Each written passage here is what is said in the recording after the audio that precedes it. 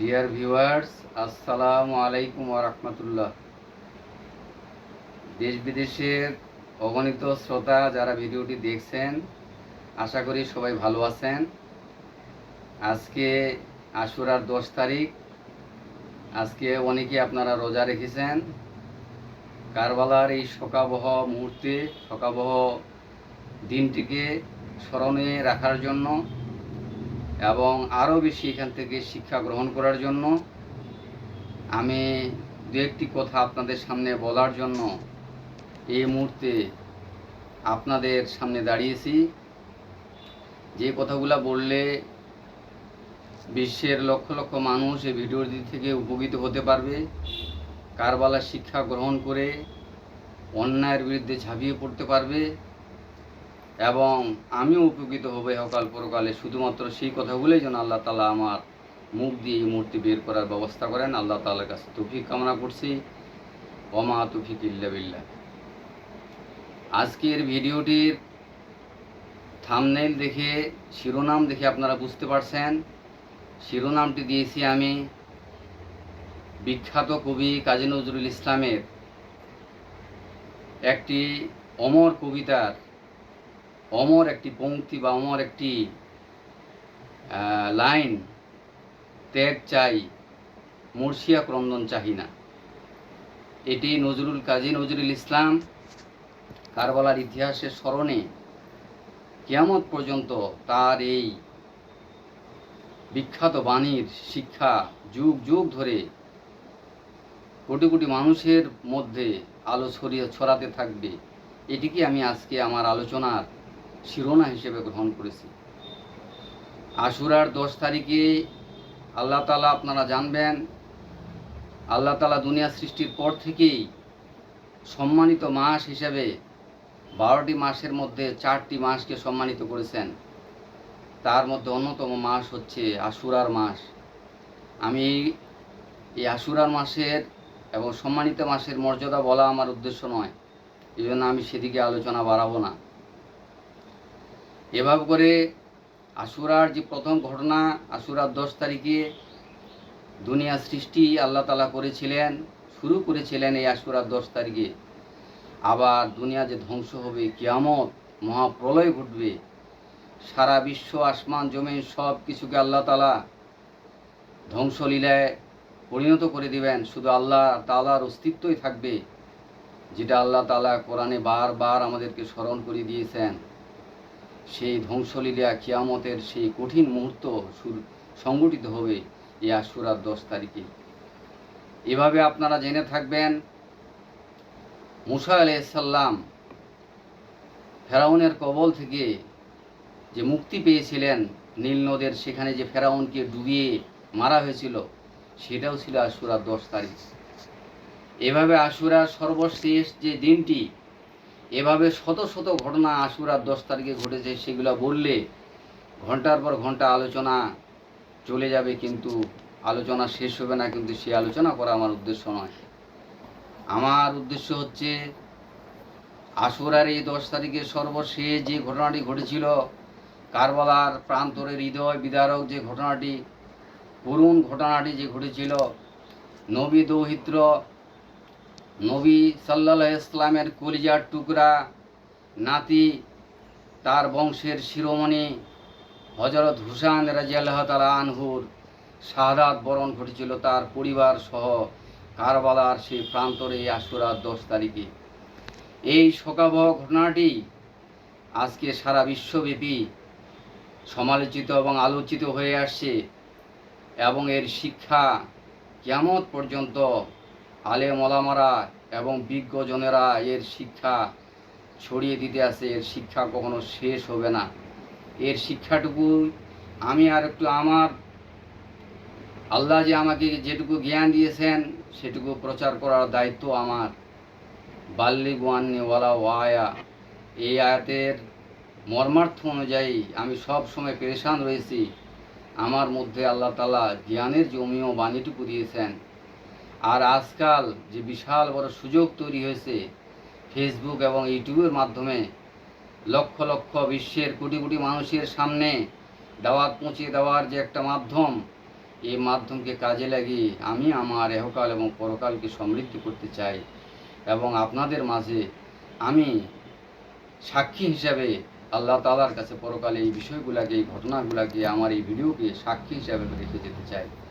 এই কারণে আমি আপনাদের সামনে দাঁড়িয়েছি। সম্মানিত দর্শক মণ্ডলী, আশুরার সেই 10 তারিখে সেই ঘটনাগুলো বলার আগে আমি কোরআনে কারিম থেকে একটি সূরা আল ইমরানের একটি আয়াত আপনাদের সামনে তেলাওয়াত করছি, যেখানে আল্লাহ তাআলা আয়াতটিতে এভাবে বলেছেন, কুল ইন কুনতুম তুহিব্বুনাল্লাহা ফাত্তাবিউনি ইউহিব্বুকুমুল্লাহু ওয়া ইয়াগফিরু লাকুম যুনুবাকুম ওয়াল্লাহু গফুরুর রহিম। ইরশাদ হচ্ছে, তোমরা যদি আল্লাহর ভালোবাসা পেতে চাও তাহলে তোমরা তোমাদের নবী, প্রিয় নবী রাসূল সাল্লাল্লাহু আলাইহি সাল্লামকে ভালোবাসো এবং তার আদর্শকে অনুসরণ করো। যদি তোমরা অনুসরণ করো তার আদর্শকে, তাহলে তোমরা অবশ্যই আল্লাহ তাআলার ক্ষমা পাবে এবং তিনি তোমাদেরকে ক্ষমা করে দিবেন এবং তিনি তোমাদেরকে পুরস্কৃত করবেন। আয়াতটির ভাবার্থ আমি আপনাদের সামনে তুলে ধরলাম। এই কোরআনের আয়াতটির আলোকে রাসূল সাল্লাল্লাহু আলাইহি সাল্লামের যোগ্য উত্তরসূরি হযরত হাসান এবং হুসাইন রাদিয়াল্লাহু তাআলা আনহুর পরে হযরত হুসাইন রাদিয়াল্লাহু তাআলা আনহু, তিনি 10ই মুহররমের আগে সেই ইয়েজিদের যে ঘটনা, নির্মম ঘটনা আপনারা জানবেন, হযরত আমির মুয়াবিয়া রাদিয়াল্লাহু তাআলা আনহু তার অযোগ্য পুত্র ইয়েজিদকে তার জীবদ্দশায় ক্ষমতার অংশীদার করে, শাসন ব্যবস্থার অংশীদার করে রেখে গিয়েছিলেন। আর এটা নিয়ে লক্ষ লক্ষ সাহাবীদের মধ্যে মতানৈক্য ঘটেছিল।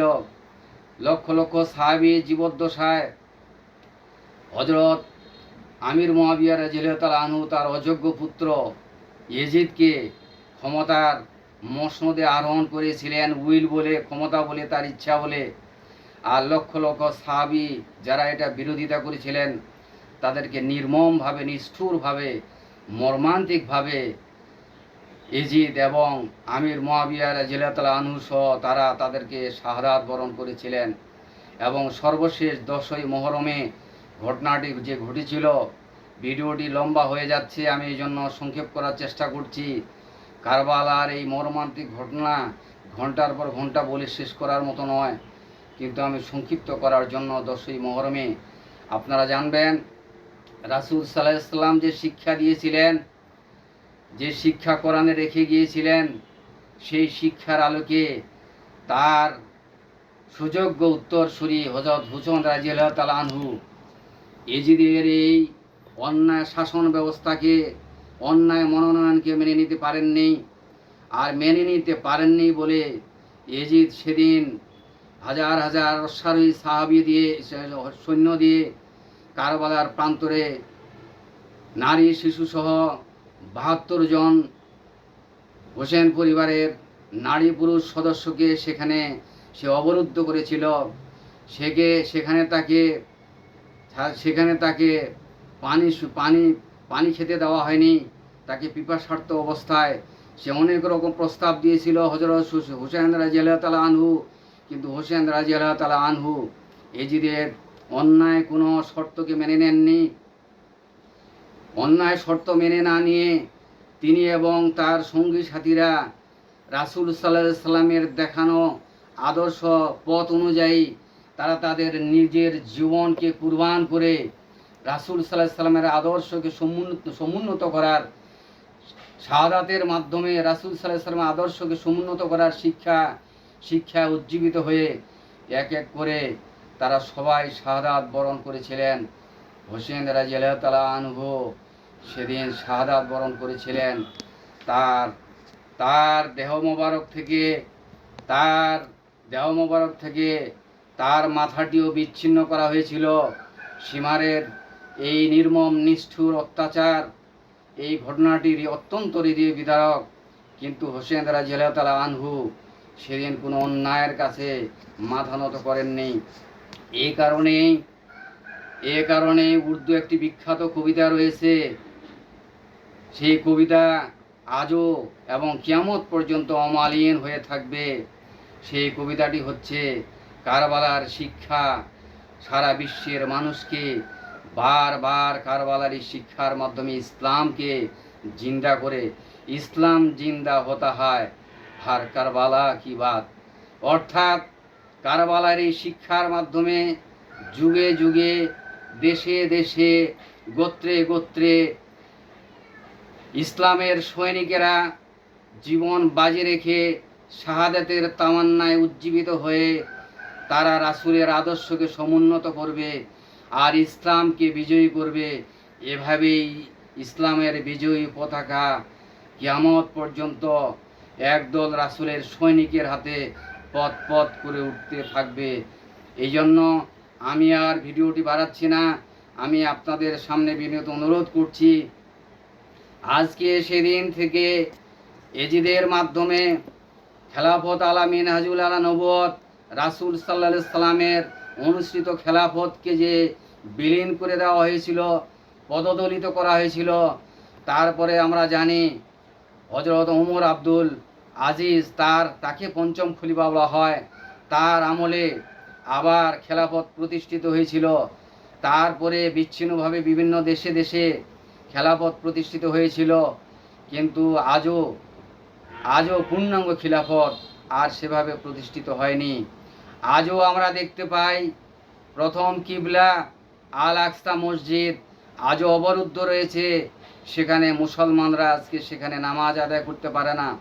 আজও ফিলিস্তিনে লক্ষ লক্ষ মানুষকে শাহাদাতের তামান্না উজ্জীবিত হয়ে তাদেরকে শহীদ করা হয়। আজও ইরানের মুসলমানদেরকে রক্তের হোলিখোলায় মেতে ওঠা হয়।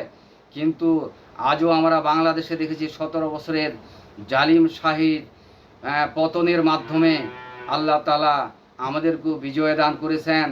এই বিজয়গুলো আমাদেরকে ধরে রাখতে হবে। আমরা যারা সবাই পরকালকে বিশ্বাস করি, আসুন আমরা হযরত হুসাইন রাদিয়াল্লাহু তাআলা আনহুর মতো লক্ষ লক্ষ সাহাবার আদর্শে অনুপ্রাণিত হয়ে আমরা সবাই রাসূল সাল্লাল্লাহু আলাইহি সাল্লামের আদর্শকে আমরা সুদৃঢ়ভাবে আঁকড়ে ধরি।